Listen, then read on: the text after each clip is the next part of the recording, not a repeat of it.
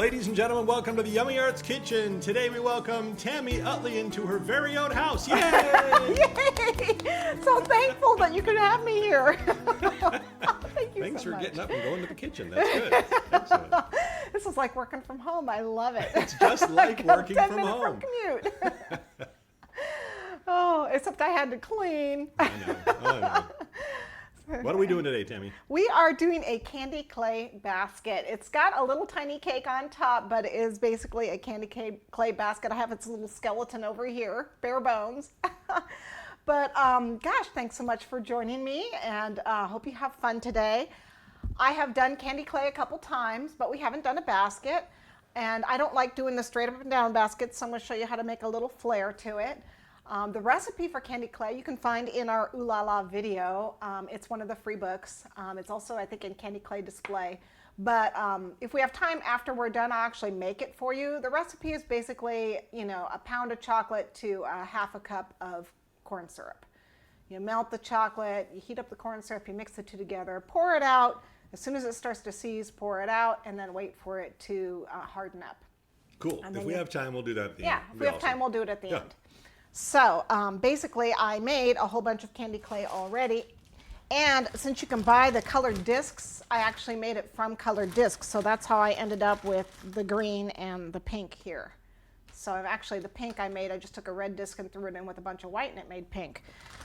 But you can actually add colors to it too if you want. You can use your dusting colors, or you can use your food color to color it once it's already set up like this. And then I just mix in the food color. So I can actually show that later on.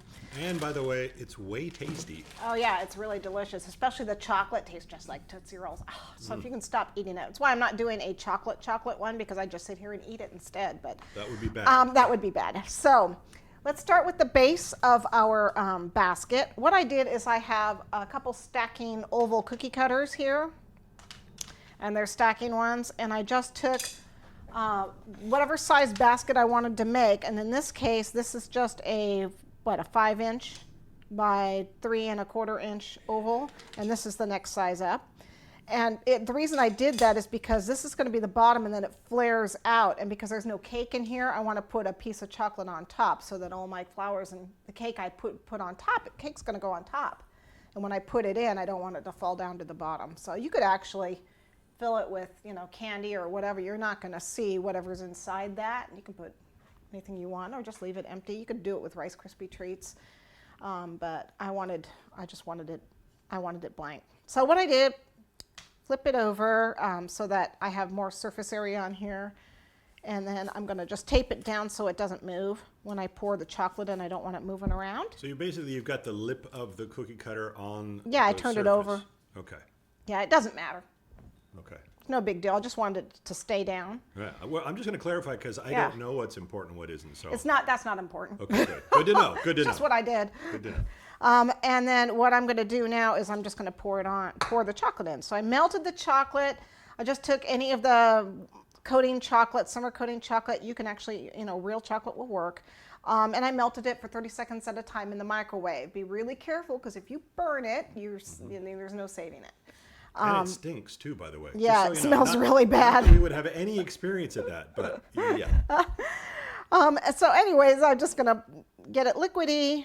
If you have really old chocolate, it tends to be thick. So we're just going to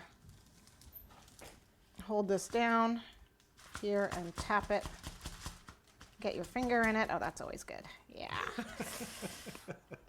When I work with chocolate, it's always a mess.